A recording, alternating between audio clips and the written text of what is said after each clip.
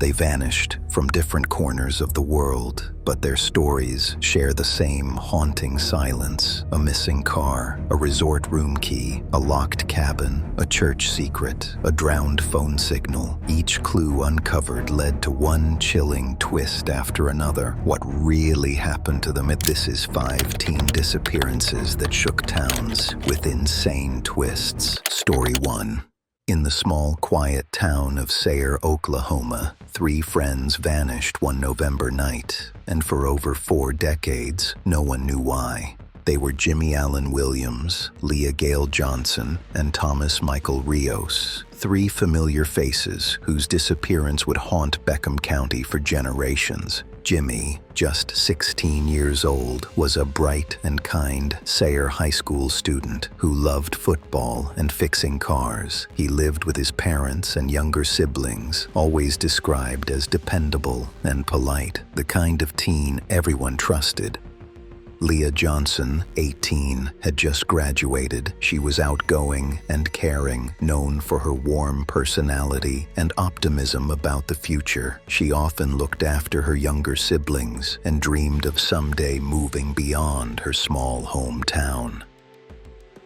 Thomas Rios, 18, was a friend of the family's, a reliable young man who occasionally drove the teens to local events. On November 20th, 1970, the 3 set out together in Jimmy's 1969 Chevrolet Camaro, reportedly planning to attend a football game in nearby Elk City. The drive was short, only 15 miles, but they never arrived. When they failed to return home that night, their families knew something was wrong. Calls went unanswered. No one had seen the car. The next morning, police began searching highways and rural roads between Sayre and Elk City. Weeks turned into months. No trace of the teens or their vehicle was ever found. Rumors spread quickly through the town. Some believed the teens had run away. Others feared a darker fate, an accident, or perhaps foul play. But with no leads, the case went cold and time moved on. For 43 years, the mystery of the Sayre teens lingered. 3 faces frozen in old photos, 3 families left without answers. Then, on September 17th, 2013, everything changed. Oklahoma Highway Patrol officers were testing new sonar equipment in Foss Lake, just a few miles from Sayre. What they found would reopen a 40-year-old mystery. The sonar picked up 2 vehicles resting side by side on the lake bed. Divers descended into the murky water, and what they found stunned everyone. One of the cars was a 1957 Chevrolet linked to another long-missing group from the same area. The other was a 1969 Camaro, the very car driven by Jimmy Williams. Inside were skeletal remains, along with personal items and clothing. After weeks of DNA testing, authorities confirmed the impossible. The remains belonged to Jimmy Allen Williams, Leah Gale Johnson, and Thomas Michael Rios, the Sayre teens who had vanished 43 years earlier. The revelation shifted the case from a possible crime to what investigators now believe was a tragic accident. According to police, the car may have accidentally driven down the unmarked boat ramp at night, mistaking it for a continuation of the road. In 1970, the area lacked proper lighting and guardrails.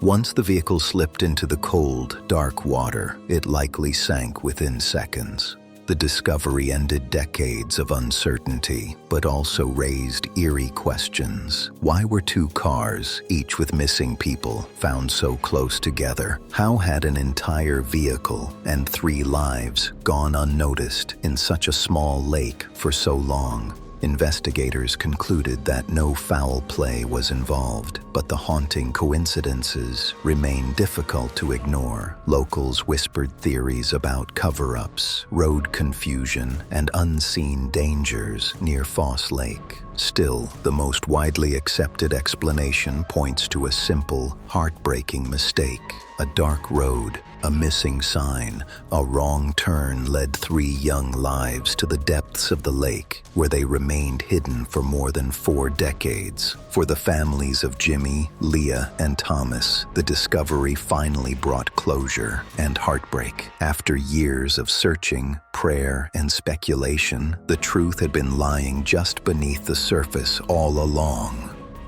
For 43 years, Foss Lake held its secret: a car, 3 friends, and a story lost to time. The sonar discovery in 2013 didn't just solve a mystery. It revealed a chilling truth about how easily life can vanish unnoticed, even in familiar places. But one question still lingers. If 2 cars, each filled with missing people, could rest undisturbed beneath Foss Lake for decades, how many other secrets are still waiting to be found below the surface? Story 2. It was meant to be the trip of a lifetime, a final celebration before adulthood began. But for Natalee Holloway, an 18-year-old honor student from Mountain Brook, Alabama, a week in paradise would turn into one of the most haunting mysteries of modern times. Natalee was smart, driven, and full of energy. A top student and member of the National Honor Society, she had just graduated from high school and earned a full scholarship to the University of Alabama, where she planned to study medicine.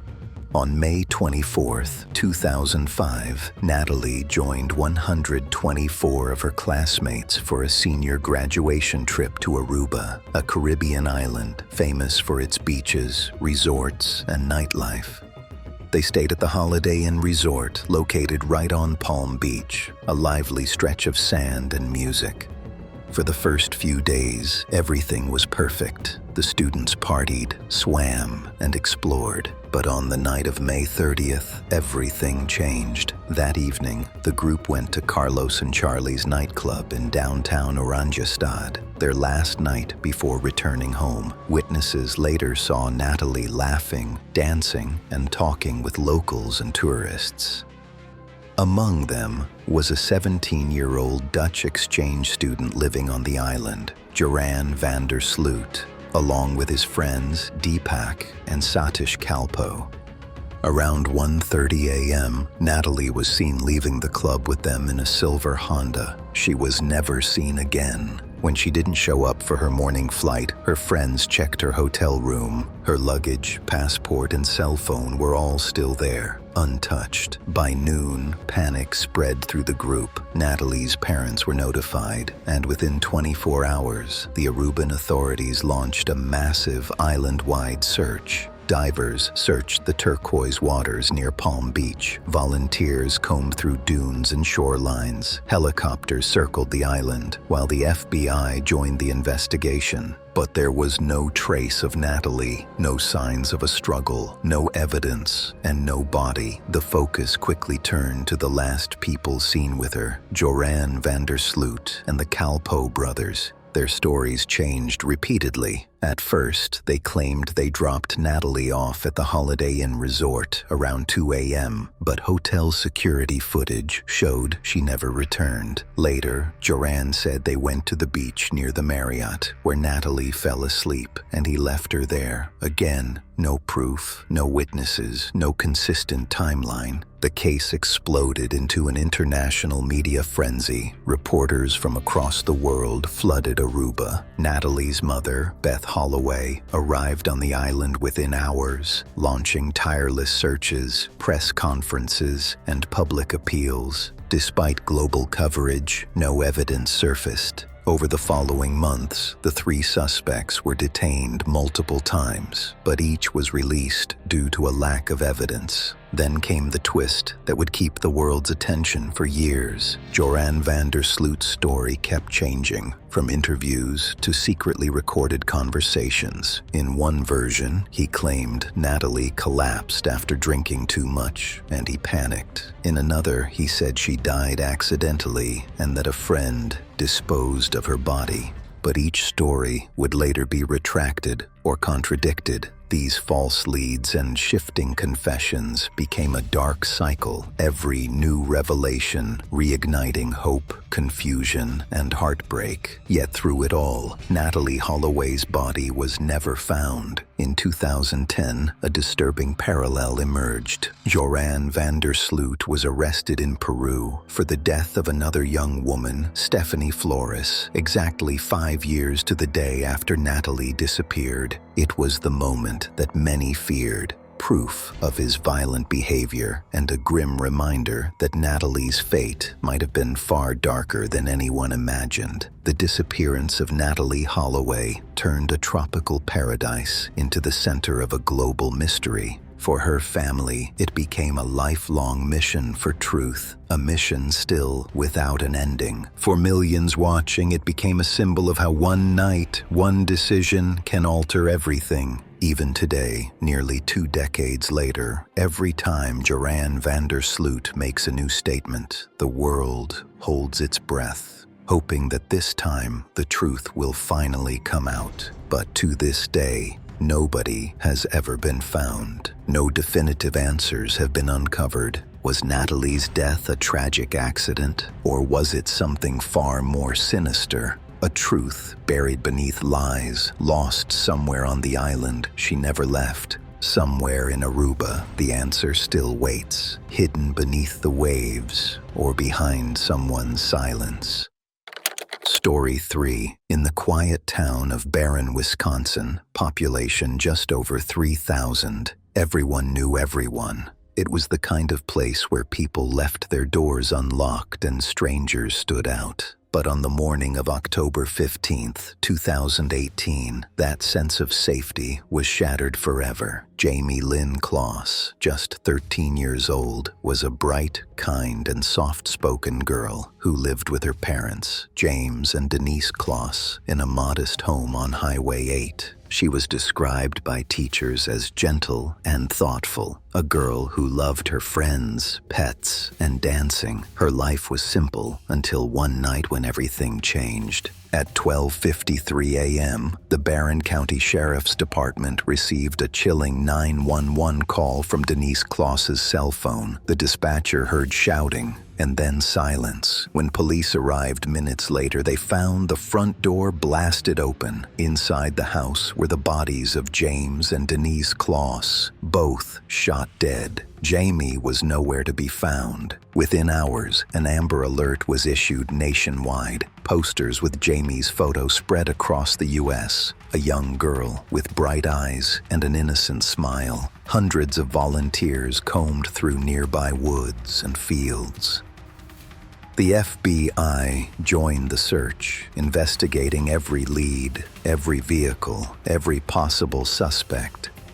But days turned into weeks. There were no witnesses, no ransom demands, and no trace of Jayme. Theories multiplied: a kidnapping, a family feud, a stalker, but nothing fit. For nearly 3 months, the case went cold. Then, on January 10th, 2019, everything changed. 88 days after Jayme vanished, Jean Nutter was walking her dog in the small town of Gordon, Wisconsin, and noticed a thin girl running toward her. The girl grabbed her and said just one sentence: "My name is Jayme Kloss." The woman called 911, and moments later, officers surrounded a nearby cabin. Inside, they arrested 21-year-old Jake Thomas Patterson, a man no one had ever suspected, a quiet factory worker who had no connection to the Kloss family. When investigators questioned him, the horrifying truth came out. Patterson had seen Jayme just once, while she was getting on her school bus. He didn't know her, had never spoken to her, but became obsessed. He planned the attack for weeks, choosing the early morning to avoid witnesses. He shaved his head and removed identifying marks from his car to avoid being caught. On the night of October 15th, he parked outside Jayme's home, shot her father at the door, then forced his way inside and killed her mother before abducting Jayme at gunpoint. He drove her 70 miles north to a secluded cabin, hidden deep in the woods. For 88 days, Jayme was kept captive, under constant threat, often locked beneath his bed when visitors came. But she never gave up hope. When Patterson left for work that January morning, Jayme finally saw her chance. She pushed aside the barriers, ran wearing James's oversized shoes through the 18-degree snow, and found help. Her courage ended one of the most haunting manhunts in modern memory. For weeks, the public struggled to comprehend the story. How could a stranger choose a random girl from a bus stop and go to such violent extremes to take her? Some questioned whether Patterson had acted alone.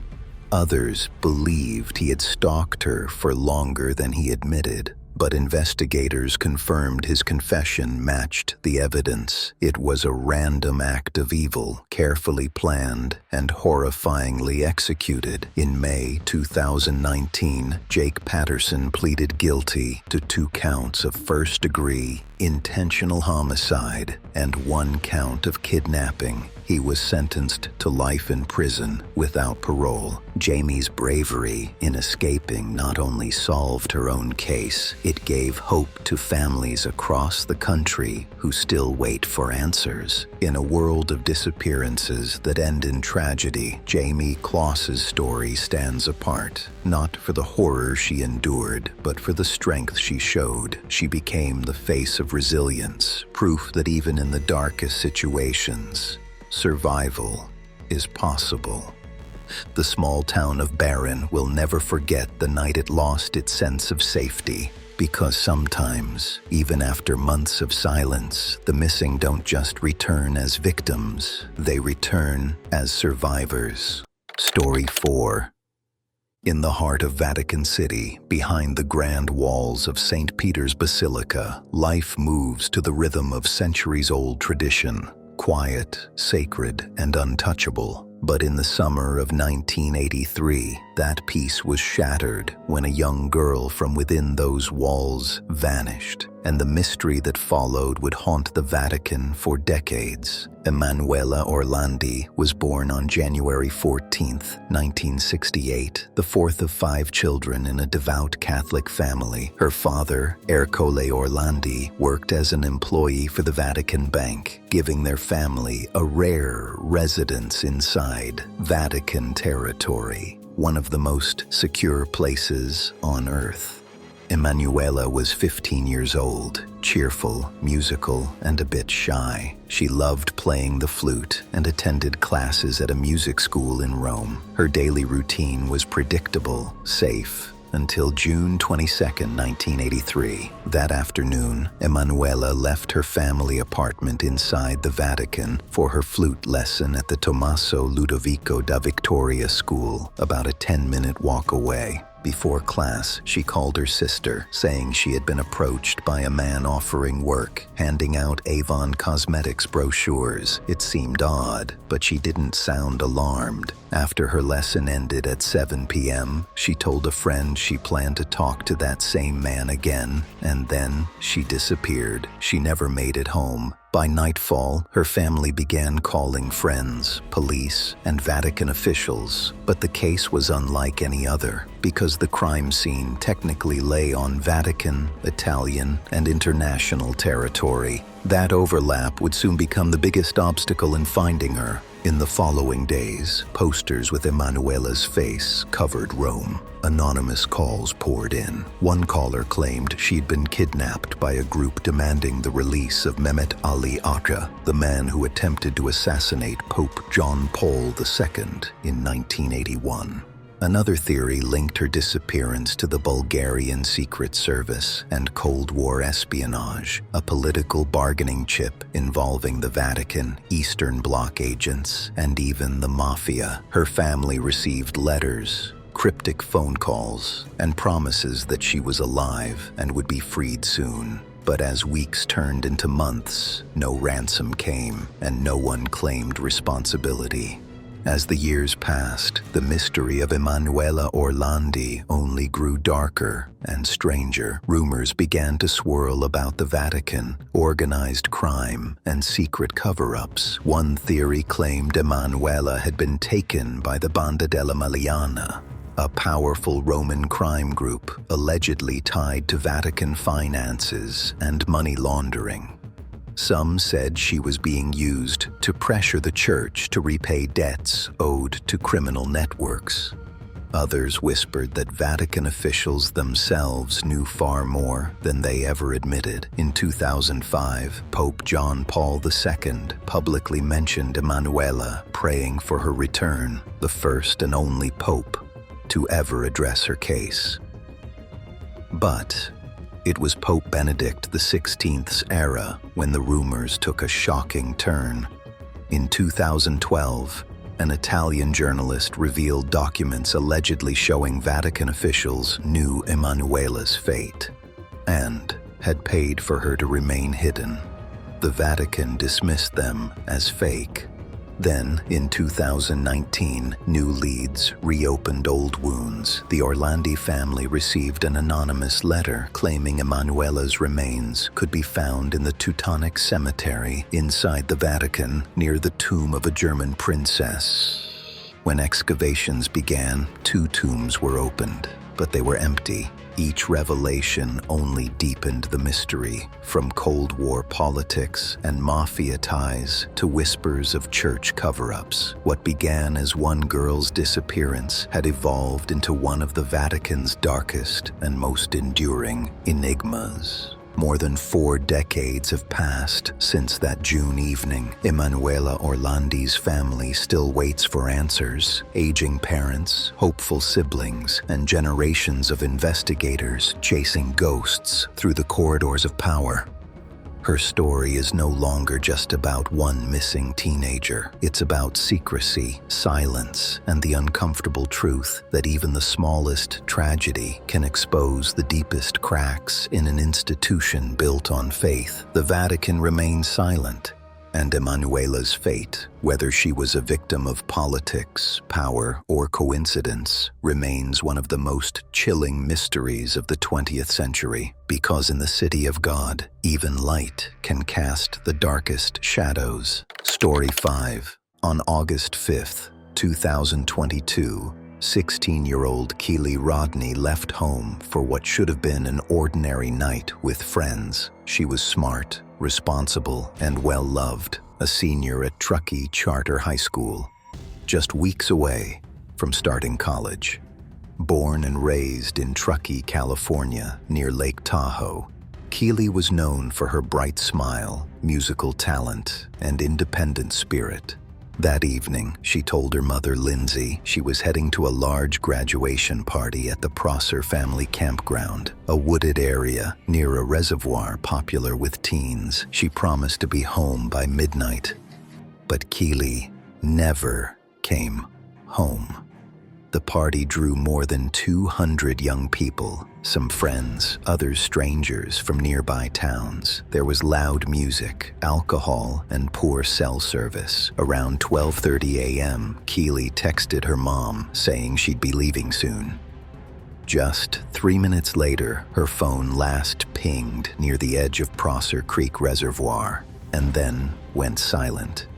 The next morning, August 6th, Kiely's car, a silver 2013 Honda CR-V, was missing, and so was she. Her parents reported her disappearance immediately, and the search began. Within hours, volunteers, drones, helicopters, and divers were scouring the vast wilderness. The entire community of Truckee united, but days turned into weeks with no trace of Kiely or her vehicle. Her friends insisted she wasn't the kind to just run away. Investigators explored every angle, an abduction, an accident, or something more sinister. Meanwhile, online sleuths fueled speculation, spreading rumors and false leads that only deepened the chaos. Then, 16 days later, came the twist that shocked everyone. On August 21st, 2022, a volunteer dive team called Adventures with Purpose joined the search. Using sonar, they scanned the very lake near where Kiely's phone last pinged, just 300 yards from the party site. Within hours, they made a chilling discovery. A vehicle lay upside down beneath 14 feet of water. Inside were human remains. The license plate confirmed it, Kiely's Honda CR-V. Authorities pulled the car from the lake, and days later, they confirmed what everyone feared. The remains were Kiely's. The community was stunned. After weeks of exhaustive searching, she had been right there, beneath the surface. Investigators later ruled her death an accidental drowning, suggesting she may have become disoriented or tired after the party and mistakenly driven into the water. There were no signs of foul play, but not everyone agreed. Locals questioned how her car went unnoticed for so long in a lake that had already been searched. Some pointed to the steep, hidden shoreline, nearly impossible to reach without headlights. Even members of Adventures with Purpose suggested the car's position seemed unusual, as if it had been placed there later. For Kiely's family, those unanswered questions remain unbearable. Her mother's final words to her, "I love you, be safe," echo through every interview, every vigil, every memory. Kiely Rodni's story is one of heartbreak, confusion, and mystery. It began as a search for a missing girl, became a nationwide obsession, and ended with a discovery that only deepened the questions. A bright young life lost, and a reminder that even the calmest waters can hide the darkest secrets. Some were found, some never came back. But every town still remembers, and every mystery still whispers. They're not truly gone.